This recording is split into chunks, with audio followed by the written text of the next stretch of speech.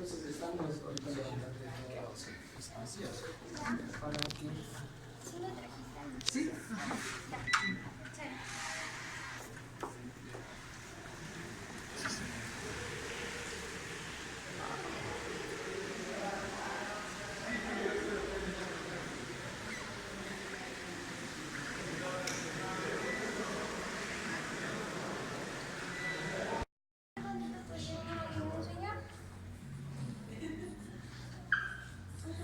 Porque Quito Turismo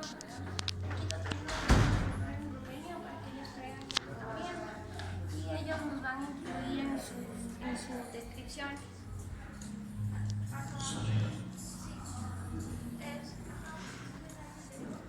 Ya tengo el pedido de ya. ¿Aló?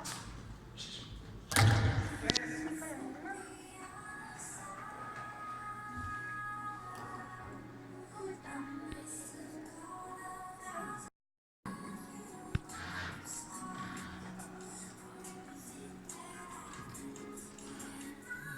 Es muy bonito, realmente muy bonito.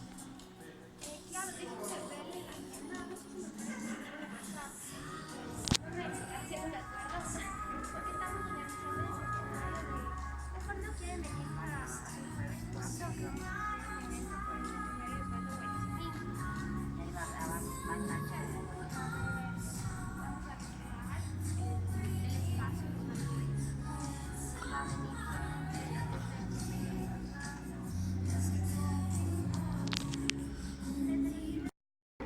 Este edificio no solo se construyó con el presupuesto del Estado para ser la sede de la Comisión Legislativa, aprovechando que iba a reunirse aquí la 11ª Conferencia de Cancilleres de América.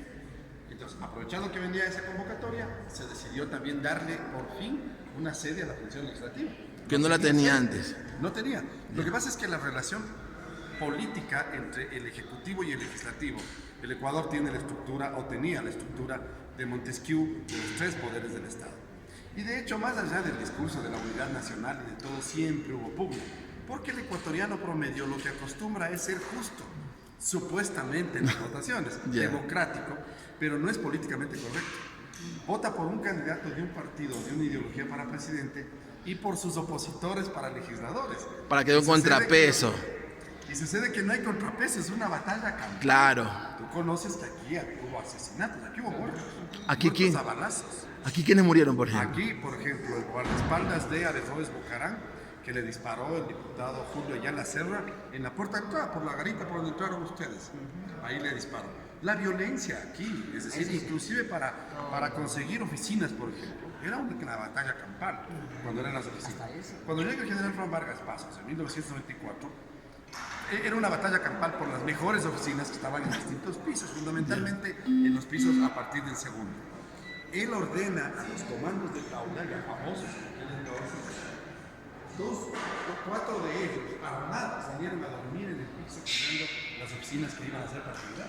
A ese nivel llegaban de... Aquí se tenía permiso para traer armas. Bueno, los periodistas que éramos nosotros no, pero los guardaespaldas y los legisladores venían armados.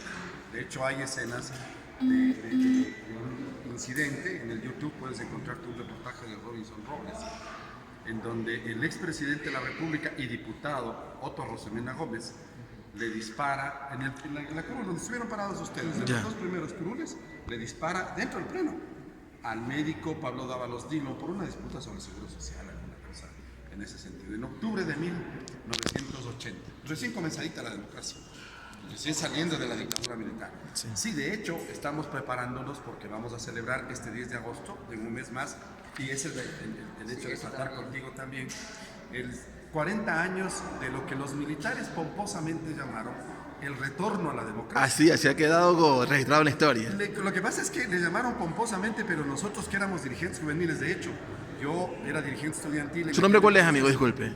¿Su nombre cuál es? Edison Miño. Edison soy Miño. funcionario desde hace 35 años aquí en la institución y soy comunicador de profesión. Ya. La primera vez que mi generación votó fue en 1978, el 15 de enero, cuando los militares nos convocan a escoger la Constitución de 1945 reformada o una nueva Constitución para iniciar el proceso de retorno a la democracia con los militares agotados, corruptos, ya la gente no quería saber nada. Se dio un caso muy sui generis en el Ecuador, que un presidente civil en 1970, elegido democráticamente por quinta vez, democráticamente José María Velasco Ibarra, se declara dictador civil en 1972, con el apoyo de las Fuerzas Armadas. Las Fuerzas Armadas le acompañan 2 años y le dan un golpe de Estado también. Le dan un golpe de Estado y nombran al jefe del Comando Conjunto, el general Guillermo Rodríguez Lara. El famoso Bombita. El famoso Bombita. Que recibí una foto ayer de él en Twitter. Y en 1976, el día martes de carnaval, las Fuerzas Armadas le dan un golpe de Estado a su general. O sea, hubo un golpe de Estado entre militares. Golpe de Estado dentro del golpe de Estado. Esa es, entonces, cuando a los jóvenes nos plantean el retorno a la democracia, ¿a cuál democracia? Si te vas atrás de 1979 a 1960, tienes otra dictadura militar de o sea, entonces el retorno a la democracia, nosotros cuestionamos ese. Sin embargo, los partidos políticos tradicionales vieron su oportunidad y de hecho empezaron un combate contra el referéndum de las constituciones que terminó zanjándose a favor de una corriente progresista del presidente Jaime Roldós Aguilera. Él se posesionó. La constitución nueva que proponían, ¿quién la preparó? La planteaba precisamente como apoyo Roldós Hurtado, que eran el binomio más joven en ese momento y que terminaron ganando. Los viejos tradicionales partidos conservador y liberal apoyaron el voto nulo. Y un sector más vinculado con la centro-izquierda apoyaron la Constitución de 1945 reformada. Ganó la nueva Constitución y ganó Roldós abrumadoramente. Entonces, precisamente para eso estamos celebrando, vamos a prepararnos para celebrar el 10 de agosto, 40 años del llamado, el retorno a la democracia, a pesar de que también le pusieron otros nombres como el Plan de Restauración Democrática del Estado, el Plan de Restauración Institucional del Estado o el Plan del Retorno Constitucional del Ecuador. Es decir, nombres un poco bonitos y todo. Rimbombantes. Pero lo importante es que este periodo es el periodo más largo de democracia. No, pero una cosa, yo sí quisiera resaltar que un gobierno militar, una dictadura militar, es la que de manera pacífica prepara el regreso a la democracia como se conoce. Y de allá de todas las exactamente, porque en otros países ellos no aflojaron ese poder. Ha tenido que hacer una presión internacional, fundamentalmente en otras circunstancias, y claro, una guerra civil interna, ¿no? Sobre eso es la capacidad. Que justamente... En el Ecuador hemos sido sui generis en la parte... Que justamente eso, ese lunar que representaba Ecuador en América Latina en ese momento, en Sudamérica, es lo que alimenta todas estas teorías de que Estados Unidos, que promovía las otras dictaduras, fue la que estuvo detrás del asesinato del presidente. Del presidente Roldós, y de Panamá también. Lo que sí se comprueba es que hay un intento de Estado contra Rodríguez Lara. Primero, antes de que el triunvirato le destituya. El general González Alvear. Presionado por los Estados Unidos y luego cuando fracasa una revuelta que costó 15 muertos en medio del Palacio de Gobierno. El palacio pasó como 8 o 10 años lleno de balazos. Porque asaltaron y los militares, para afrenta de lo que había pasado, Guillermo Rodríguez Lara ordenó que no se tapen los huecos de los balazos, porque no sé cómo se dieron de balazos, pero todo el frente del Palacio de Gobierno estaba lleno de... O sea, le dieron hasta la Estatua de la Libertad, hasta ahí tenía un... Pero está comprobado que Alvear estaba impulsado por los gringos. Porque además pidió refugio esa misma noche, al fracaso de su revuelta, en la Embajada de Chile, que estaba ya gobernado por Pinochet. Y fue a vivir allá y murió allá. Es decir, Pinochet le dio el respaldo, le dio el asilo. Pues tú pides asilo a un país que eres amigo. Así es. Un amigo no te... Ahora, pues Pinochet, Estados Unidos, era una sola mancuerna. Y la CIA había promocionado el golpe de Estado. Entonces, el plan Cóndor ya es público ahorita. Públicamente, sí. El golpe de Estado contra Allende. Pero lo que tú dices es verdad, aquí más bien fue sui generis. Así es, sí. Porque fue una transición democrática presionada por las fuerzas militares y fundamentalmente un detalle importante que hay que destacar es por nosotros los estudiantes secundarios. Ese es un movimiento fundamental durante 3 meses, desde abril de 1978, cuando ya estaba ejecutada la primera vuelta y no se convocaba la segunda vuelta electoral. Salimos a las calles y nos tomamos las calles de Quito durante 3 meses. Porque además asumimos el detalle de que nos subieron el pasaje. 40 centavos de sucre y le llamamos la guerra de los 4 reales. Porque La el pasaje guerra. costaba un sucre y nos subieron a 1.40. En ese entonces los 40 centavos les llamábamos 4 reales y les llamamos así. Fueron 3 meses. Tuvimos 1000 estudiantes detenidos en un campo de concentración que abrieron en Pomasco, en Parcayaco. Ahí está, todo eso se celebra en estos 40 años. Bueno, la idea era contarles la historia del edificio, porque las malas relaciones del Ejecutivo con el Legislativo, por ahí comenzamos, Son históricas aquí. hizo que no haya sede legislativa. Porque el Congreso, en todas las constituciones del Estado, hasta la de 1978, establecía que el Congreso se reúna solo 2 meses al año, de agosto a octubre. Y por lo tanto no necesitaba ni sede ni funcionarios. Los funcionarios eran contratados de Comisión de Servicios de los ministerios. Y los locales de reunión eran la Biblioteca Nacional, que estaba en el centro histórico, en el Centro Cultural Metropolitano ahora, el Salón de la Ciudad, en el Palacio Municipal, el Teatro Sucre. Los escenarios para la posesión de los presidentes, que ahora es aquí, eran en el Teatro Sucre. Y las sesiones eran allí. De hecho, y si nos vamos un poquito más atrás, pasados los años 20, los años 10, se reunían en el Salón Amarillo del Palacio de Gobierno. Y un poco atrás se reunían en las iglesias. De hecho, en la iglesia del Robo, en la capilla del Robo, se adecuó en varias ocasiones para que se haga sesión de las cámaras legislativas y de Sumana. Y fue esa relación porque en el Ecuador se consideraba que había digamos, un contrapeso político al votar por un delito. Amigo mío, una pregunta. Usted que ha estado aquí 35 años, me imagino que usted tuvo la suerte de ser testigo presencial de algunos eventos emblemáticos. Por ejemplo, el famoso cinicerazo a David. ¿Ese quién se lo tiró, por ejemplo? Edison Villamagua, diputado de Loja del Partido Rondocino. Usted está en una biblioteca ambulante. Le lanzó el momento en que debatían una amnistía para Abdalá Bucaram. Estaba en la primera curul, Alberto Dají, y se negaban a tratar el tema. Entonces hubo el debate, hubo el alboroto, y en ese momento nosotros tontamente habíamos creído que fumábamos, nos autorizaban a fumar. Hasta cuando llegó el general Fran Vargas Pasos como legislador, fue quien hizo una resolución prohibiendo fumar y comer. Porque de allí fumábamos y llegaban armados. Entonces, ¿por qué no se afectó la estructura del mural de Guayasamín? Es por esta estructura que te la he contado ya, mi compañera. Porque ahí hubo gases lacrimógenos y durante más de 10 años fumábamos al interior. Habíamos 600 personas al interior fumando por lo menos... Una humareda era eso ahí adentro. Era una neblina. Bueno, más las luces de la televisión. ¿Cómo fue el día ese del cinicerazo? Entonces empezó el debate. Les mandamos a hacer ceniceros pesados. Pesaba 1 kilo el cenicero. ¿Se lo pudieron matado con eso? Claro, porque era para que no se lancen precisamente. Ah. O sea, les hicimos pensando en que si les hacías pesado, no se iban a lanzar. Ya. Lo que hicimos es darles un piedrazo. Claro, un arma. Un arma. Bueno, fue el único. Ya. Porque antes había otros ceniceros, más bien un cenicero más pequeño, de color café. Pero igual se lanzaban los micrófonos, las lámparas. Se paraban en las curules. No. La política nacional se resolvía a puñete limpio. O sea, la violencia física. De hecho, si hablas con los expresidentes del Congreso, te van a decir que el mayor problema que tenían en la administración legislativa era controlar la violencia física. A la que la policía estaba, pero había un reglamento en el que los policías estaban prohibidos de tocar, o sea, tocar físicamente a un legislador. O sea, a un guardaespaldas sí podían,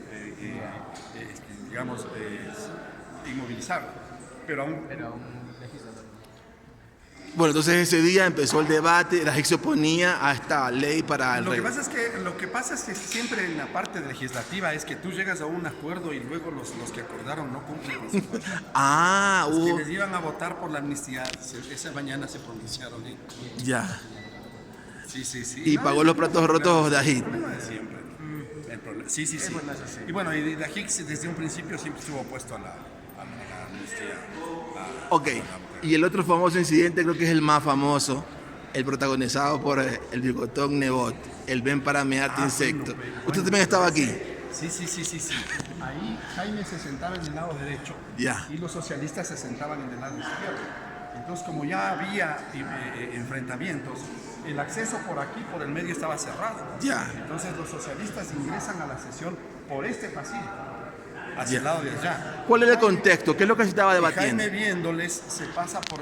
estaban debatiendo una ley, una ley financiera.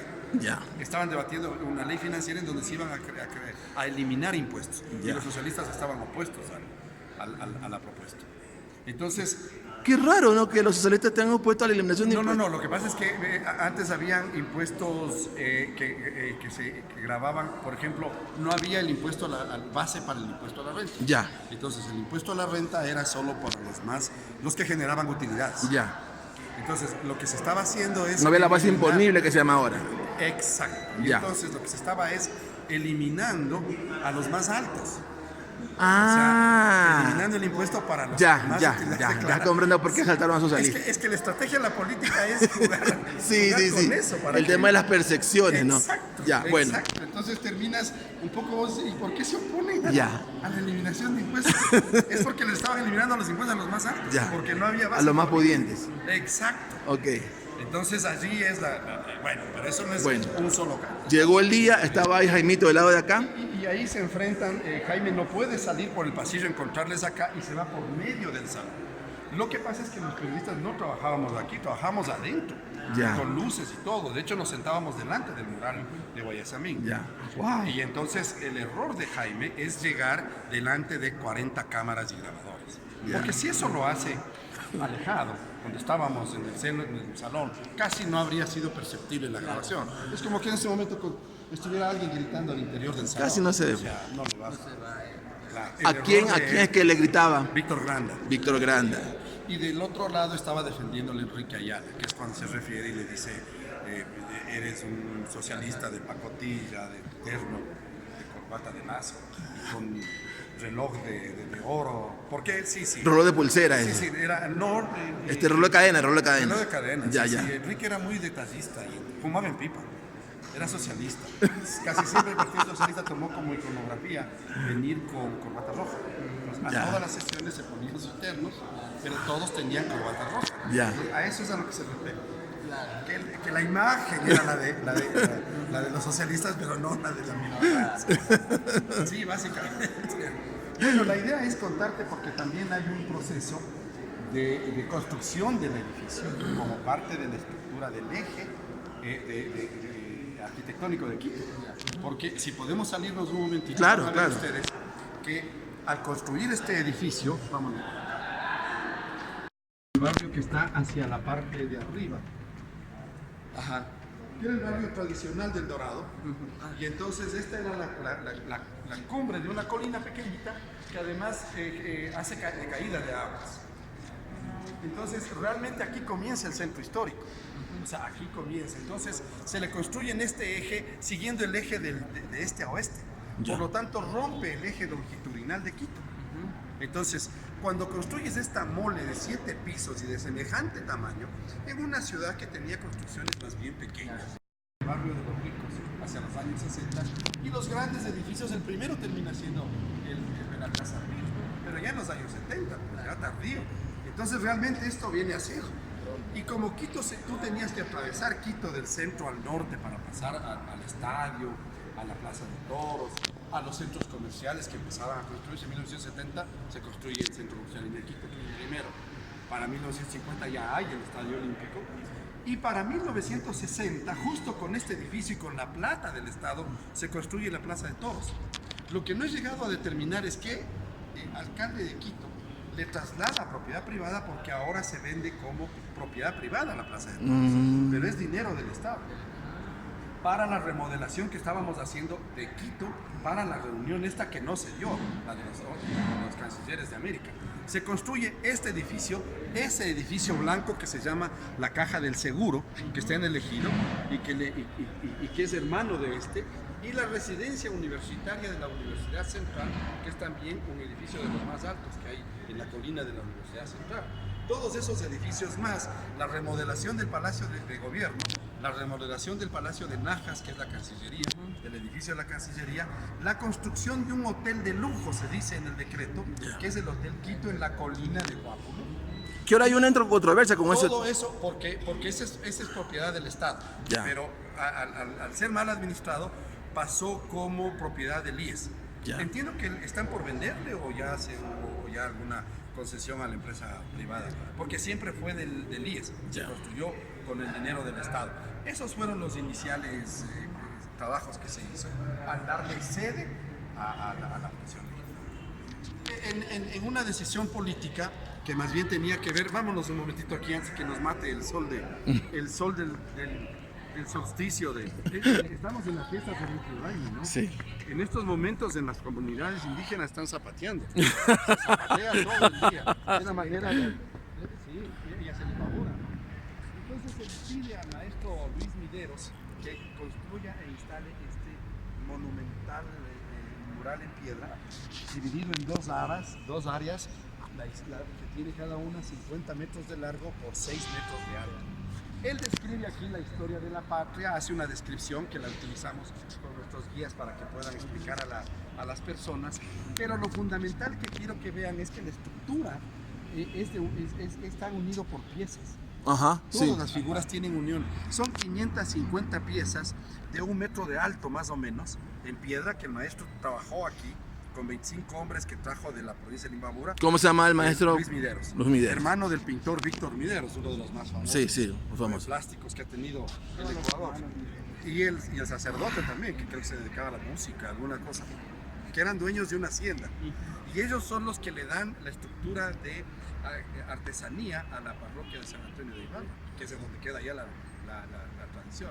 Lamentablemente Mideros nos entrega esto en febrero de 1960 y decide emigrar a los Estados Unidos, y ahí se pierde ya su relación con el Ecuador. Nos entrega y le inauguramos, pero es uno de los detalles, por ejemplo, que pasa desapercibido para el quiteño común, porque además no son calles de circulación masiva. Así es. Entonces, ¿Esta calle cómo se llama? Esta calle. Juan Montalvo. Juan Montalvo, la otra es Sí, Piedradita, La ¿no? otra es Piedradita, 6 de diciembre y 12 de octubre. Lo que te decía es que también lo importante, en aquel entonces, quien dirige todos estos trabajos es el arquitecto Sisto Durán Ballén, Ya. que es ministro de Obras Públicas del entonces presidente Camilo Ponce Enríquez. Quien entrega, quien recibe el edificio y todas las obras es en cambio ya Velasco Ibarra. Pero al construir aquí sobre la colina hay que hacer un terraplén. Cuando se hace el terraplén aquí, se aplana y queda aislada la entrada al barrio del Dorado, porque la colina hacía aquí una quebrada, un vacío. Entonces a Sixto Durán Ballén se le ocurre construir que más bien como estructura es un puente, pero que él le llama el primer paso a desnivel de Quito, que es de las calles 12 de octubre y Juan Montalvo también, porque quedaba aislado el barrio del Dorado. Entonces hubo un levantamiento del barrio del Dorado, vinieron los pobladores a decir, ¡ay, qué lindo! Claro, y ahora yo como entro para allá. Quedaba aislado porque además, recuerda que las calles de Quito eran chaquillanas. Las calles más avanzadas de Quito para los años 60 estaban empedradas con bola de río, con la piedra bola de río, que es que se empedra todo. Y no eran muy anchos, pero sí, por ejemplo, hay que determinar el ancho de la avenida 12 de octubre, llega a tener 4 carriles en aquel entonces, porque sí había la previsión de que esta se iba a convertir en una zona por la sede legislativa muy concurrida.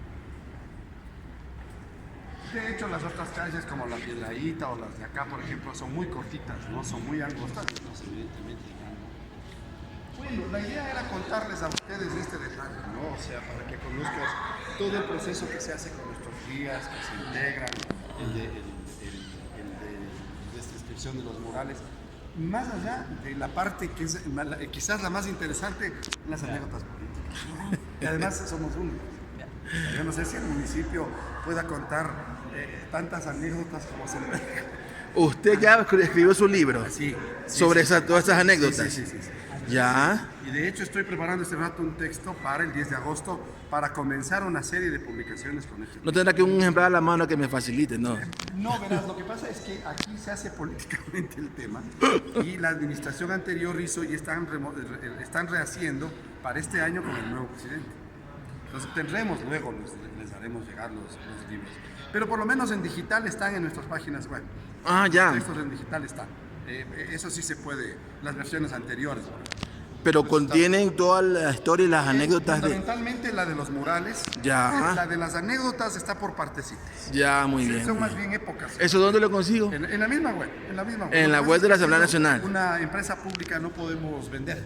No podemos Ya, vender. ya. Además, todo lo que yo produzco o cualquiera de mis compañeros es propiedad de la institución. No hay derechos. Yo me lo descargo. No hay de derechos de internet. autor, somos empleados públicos. ese es el tema. Bueno, la idea es, pues, especialmente contigo, plantear esta alianza que nos puedan ayudar. Ya, perfecto. Muy Y bien. contigo, no sé si ya ¿Conmigo sí? algo más. No, sí me... El original. Original es ese, de la letra del himno, ya. En el que está corregido por él mismo. Porque Ya. da la casualidad de que le piden que escriba una letra del himno para que sea aprobada por el gobierno en aquel entonces de García Moreno. Y sucede que él es el secretario de la Cámara del Senado. Entonces él escribe la letra y él mismo se recibe. Porque él es el secretario de la Cámara del Senado. Juan De hecho, Leomera era el secretario de la claro, Cámara. de hecho, nuestra biblioteca lleva el nombre de él, la biblioteca Juan. Aquí está en cambio la portada del paquete de partituras con las que se presentó la música del himno nacional en la misma fecha. Con un escudo diferente, ¿no? Sí, lo que pasa es que ya estaba aprobado, esto es para 1869, estamos en el gobierno de García Moreno, pero es en 1901 cuando el general Alfaro emite el decreto el 31 de octubre, que coincide con Halloween, emite el decreto estableciendo ya la forma, porque se había encontrado, por ejemplo, que en realidad no es un cóndor, ¿no? No, eso no es un cóndor. Exacto. ¿Qué es? Eso es un águila. Y el detalle del protocolo establece que sea un cóndor, porque el águila aquí no es una... Sí. De hecho, no se distingue si... O sea, no podrías encontrar esta especie en la biología. No, y es... Sí. Entonces le va dando detalles. Esta es una roca más que un nevado. Entonces se ordena que sea el Chimborazo, el río Guayas y el buque Guayas, que es el del comercio, y se ordena que además el buque pasa a primer plano. En el escudo pasa al primer plano. El Chimborazo pasa a segundo plano y el río es el que toma protagonismo. Porque el buque es el que... ¡Qué gusto! Es el que establece más las armas, las banderas y todo lo demás. Ella... Pero es el original. Gabriela Rivadeneira, Gabriela la expresidenta. Rivadeneira, sí, esa que mujer tan guapa, es la gravita. Claro. Este es una de las muestras que hacemos, por ejemplo, porque es uno de los decretos, aunque tiene 20 años de antigüedad nada más, es hecho con máquina de escribir eléctrica, que era uno de los avances tecnológicos. A ese tiempo era... Claro, entonces los periodistas escribíamos en máquinas manuales, pero esto se entrega en una carpeta con cobertura de cuero, con un pan de oro y todo. Pero la solemnidad hacía que sea una máquina de escribir eléctrica, ¿no? La importancia de la época, ¿no? Del momento. Sí, porque además las constituciones ordenan que nosotros tengamos, nos ordena que tengamos no se me ha venido el último documento.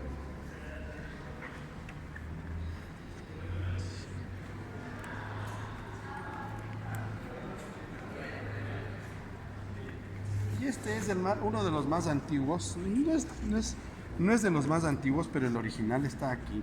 Es una excusa que pone el honorable Vicente Álvarez al Congreso de 1831. Porque en realidad el Ecuador comienza y nace en 1830 con una constituyente.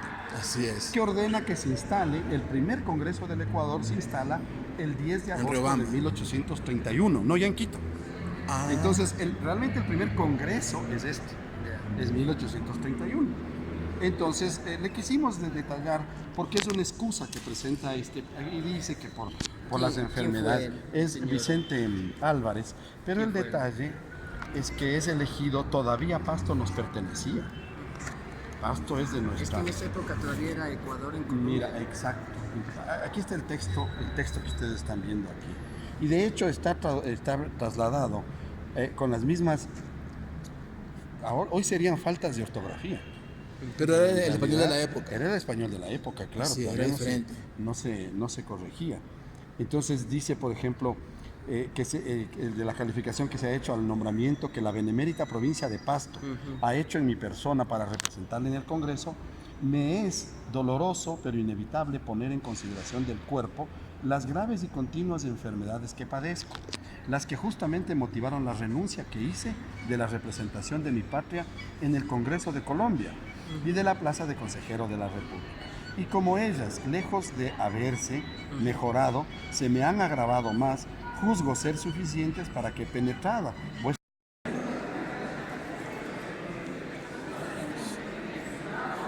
Miren esta belleza. Miren esta belleza.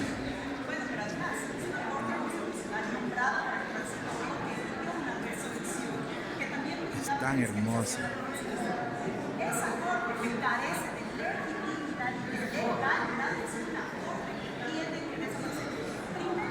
Dios mío.